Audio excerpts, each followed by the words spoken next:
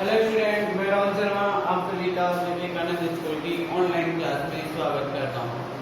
हम आज से अपना नया चैप्टर पढ़ रहे थे जंतुओं में जनन। जंतुओं में जनन के बारे में अपन चर्चा कर रहे थे। किसके बारे में? नर जनन तंत्र के बारे में। कल अपन ने जो टॉपिक पढ़ा था, जनन किसे कहते हैं, जनन क्यों आवश्यक होता है, और जनन में भी दो प्रकार के तंत्र पाए जाते हैं, मादा जनन तंत्र और नर जनन तंत्र। तो अपन ने नर जनन तंत्र की बात कर ली थी, और ये दोनों तंत्र जो होते हैं लैंगिक जनन के अंतर्गत आते हैं। अब यहाँ से हम जैसे कल की बात की अपन ने, तो देखिए उस नर जनन तंत्र में अब एक छोटा सा टॉपिक और समझा देता हूँ मैं आपको। अपन ने कल बात की थी वहां पे नर जनन तंत्र में जो नर के द्वारा जो युग्मक उत्पन्न किए जाते हैं, उन युग्मकों को अपन शुक्राणु कहते हैं। तो एक शुक्राणु की यदि मैं संरचना बनाऊं तो इस प्रकार की जो होती है शुक्राणु की संरचना होती है।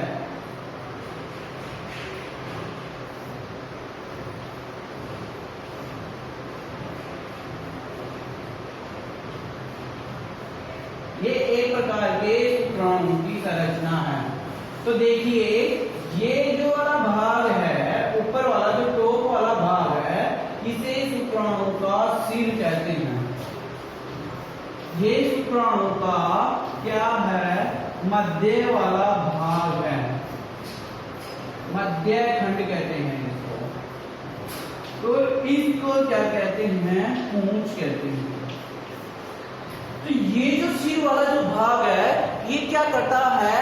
अभी अपन आगे पढ़ेंगे अंडाशय जो मादा जनन तंत्र है, उस मादा जनन तंत्र में अंडाशय द्वारा एक युग्मक का निर्माण किया जाएगा, जिसे अपन अंड कहेंगे। कहने का तात्पर्य है ये अंडे का निर्माण किया जाएगा, इस प्रकार के अंडे का।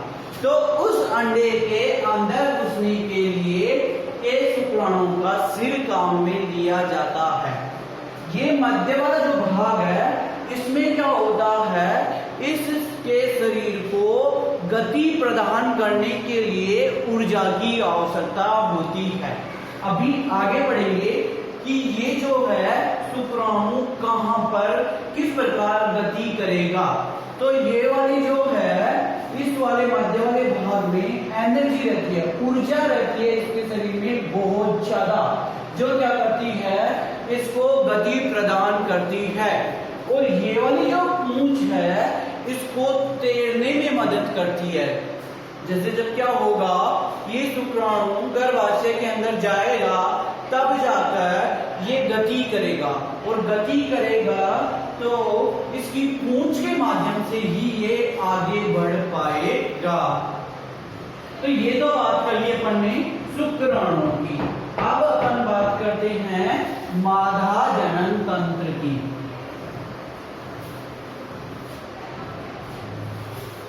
मैं यहां से अपना नया टॉपिक लिखता हूं, मादा जनन तंत्र।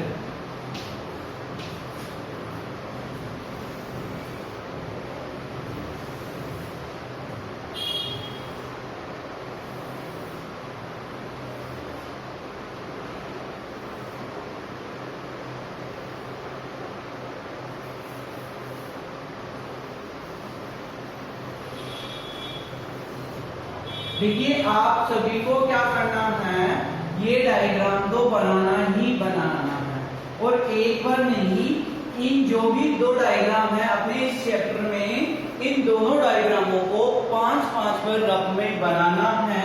जब आपको यहाँ बुलाया जाएगा तब आपका काम चेक किया जाएगा, और वो डायग्राम भी साथ ही साथ चेक किए जाएंगे। तो क्या है कि ये एक मादा जनन तंत्र का डायग्राम है, जिसमें क्या होता है? ये वाले जो गोलाकार जो संरचना दिख रही है, ये दोनों अंडे जैसी, इन दोनों को अपन अंडाशय कहते हैं। और ये इस अंडाशय से जो ये पायपुमा संरचना ये वाली दिख रही है, इस पायपुमा संरचना को अपन अंडवाहिनी कहते हैं। अब ये वाली अंडवाहिनी हो गई, और ये वाला जो भाग है इसका, इस वाले भाग को अपन गर्भाशय कहते हैं।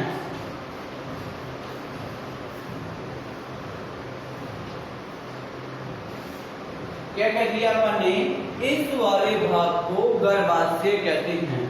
अब क्या है कि मैंने आपको बात बताया था कि इसमें क्या होता है, अपने नर जनन तंत्र में एक बेलनाकार संरचना होती है जो जिसे अपन बोलते हैं सीसन। उस सीसन के द्वारा यहाँ पर गर्भाशय में शुक्राणुओं को छोड़ा जाता है। और यदि अपन ने बात की ये एक शुक्राणु की संरचना थी, अब ये क्या करता है? गति करता है, क्योंकि यहाँ एक तरल पदार्थ भरा होता है, उस तरल पदार्थ में क्या करेगा? गति करेगा। तो उस पदार्थ को गति कराने के लिए इसके अंदर तो क्या है? ऊर्जा उपस्थित है, और इसको तैरने के लिए इसकी पूंछ आवश्यक है। अब देखिए वो तो क्या हो गया, उस वाले भाग से तो शुक्राणु आएगा। अब ये वाला भाग है, अब ये वाले भाग की बात करते हैं, तो इस वाले भाग में एक मादा युग्मोद्भिद संरचना, जिसे अपन मादा युग्मक होते हैं, इस अंडाशय द्वारा मादा युग्मकों का निर्माण किया जाता है, जिसे अपन क्या कहते हैं? अंड कहते हैं। ठीक है, डिंब या अंड कहते हैं। तो इस अंडाशय से क्या होता है? अंड का निर्माण होता है।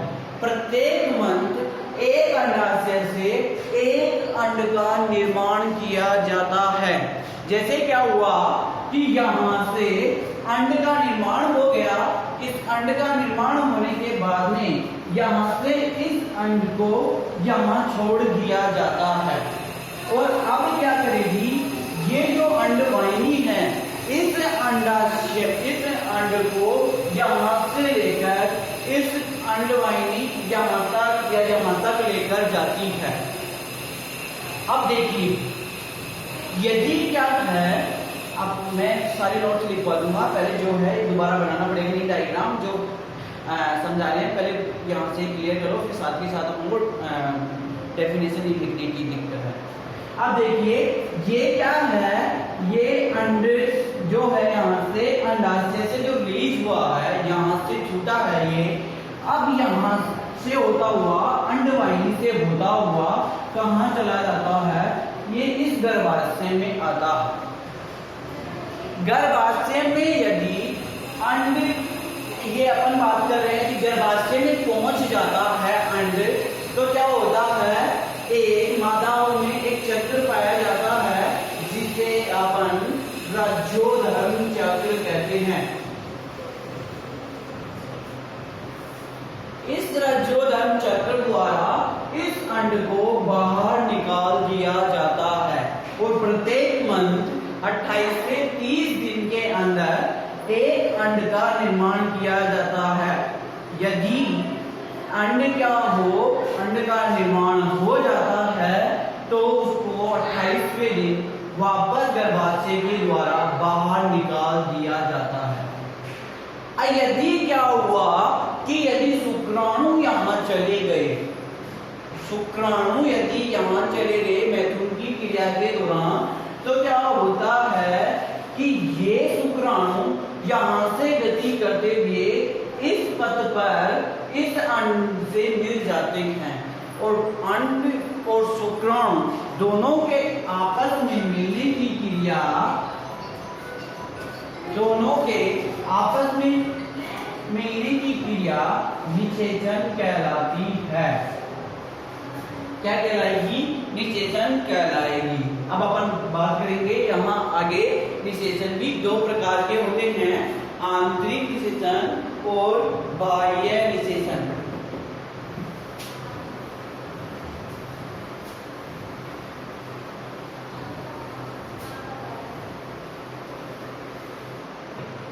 अपन पहले बात करते हैं अंड की। मादा युग्मक को अंड कहते हैं। यहां से आपको एरो कि जो अंडवाहिनी होगी, अंडवाहिनी द्वारा अंड का परिवहन किया जाता है।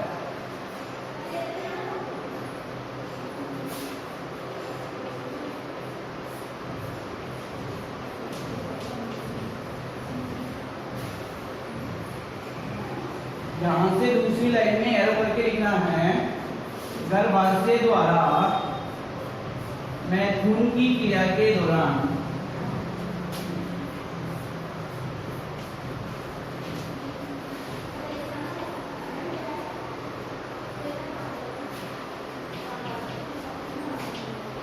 शुक्राणुओं को ग्रहण किया जाता है।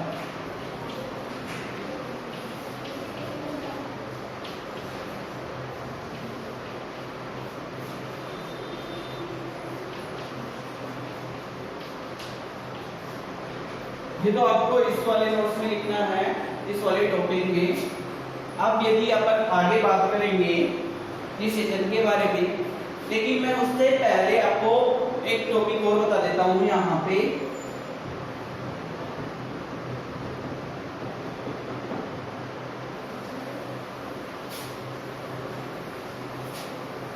चलो उसको सबसे लास्ट में कर लेंगे।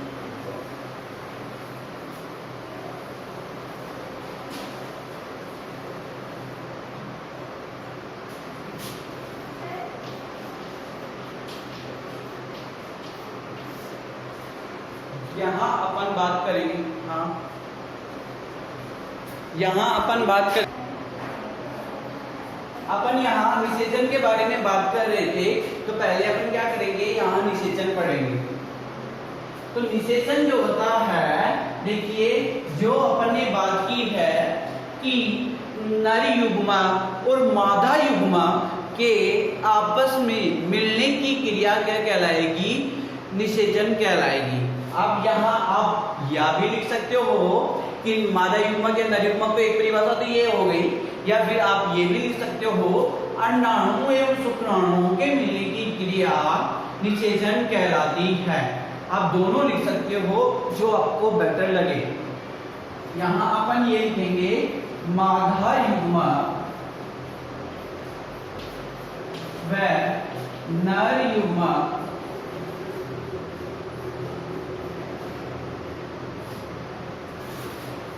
युग्मक के संलयन की क्रिया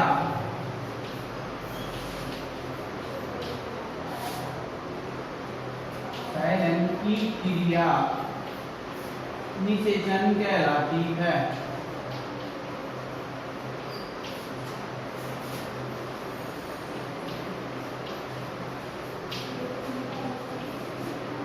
अब देखिए यहाँ क्या हो गया, नर युग्मक भी मिल गया और मादा युग्मक भी मिल गया, मतलब दोनों क्या हो गए, आपस में मिल गए। मिलकर क्या कर रहे हैं, यहाँ एक नई जनरेशन का निर्माण करेंगे। तो जैसे अपन यहाँ बात करते हैं नेक्स्ट लाइन से कि जो निषेचन होता है वो भी दो प्रकार का होता है। निषेचन निम्न दो प्रकार का होता है, या निम्न को छोड़ो, दो प्रकार का होता है।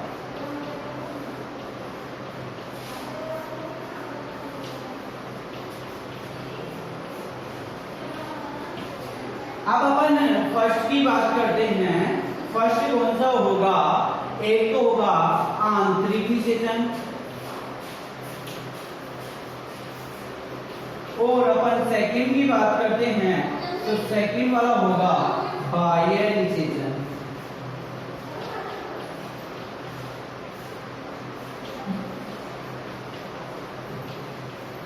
सेकंड वाले की बात करेंगे अपन, तो सेकंड वाला होगा बाह्य निषेचन। अब देखिए ये आंतरिक निषेचन क्या होता है और ये बाह्य निषेचन क्या होता है, इसके बारे में डिस्कस कर लेते हैं अपन।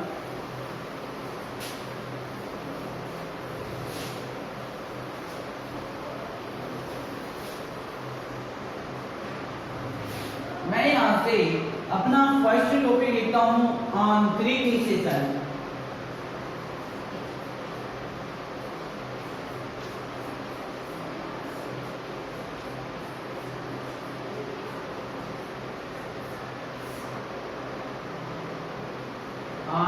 निषेचन की बात करते हैं अपन, तो देखिए आंतरिक निषेचन क्या होगा। इसमें क्या होगा कि यदि नर युग्मक एवं मादा युग्मक का चयन शरीर के अंदर हो रहा है, मादा शरीर के अंदर हो रहा है, तो वो आंतरिक निषेचन कहलाएगा। यदि नर युग्मक एवं मादा युग्मक का चयन मतलब दोनों आपस में जो मिल रहे हैं वो यदि शरीर के बाहर मिल रहे हैं तो वो बाह्य निषेचन कहलाएगा। अपन ने बात की कि क्या होता है कि निषेचन शीशन द्वारा क्या किया जाता है, शुक्राणु को मादा जनन पथ तक पहुंचाया जाता है। अब जैसे ही उनको वहां पहुंचा दिया गया तो उस अवस्था में क्या होता है, गर्भाशय उन शुक्राणुओं को ग्रहण कर लेता है, और जैसे ही ग्रहण करेगा उनके अंदर जो ऊर्जा है, उनके जो पूंछ है, उनके द्वारा गति की जाएगी, और गति करके वो शुक्राणु और अंडाणु आपस में क्या हो जाएंगे, मिल जाएंगे। तो मिल जाएंगे तो उससे क्या होगा, निषेचन की क्रिया संपन्न हो जाएगी। लेकिन ये निषेचन की जो क्रिया हो रही है वो कहाँ हो रही है, शरीर के अंदर हो रही है। तो इसमें अपन आंतरिक निषेचन में लिखेंगे नर युग्मक एवं मादा युग्मक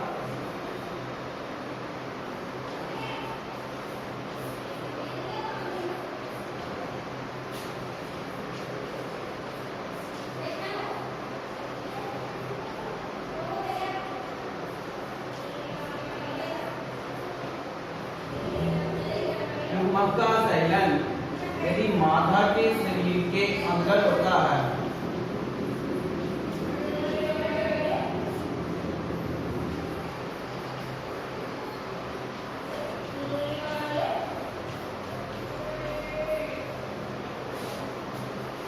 तो उसे आंतरिक निषेचन कहते हैं। तो उसे आंतरिक निषेचन कहते हैं।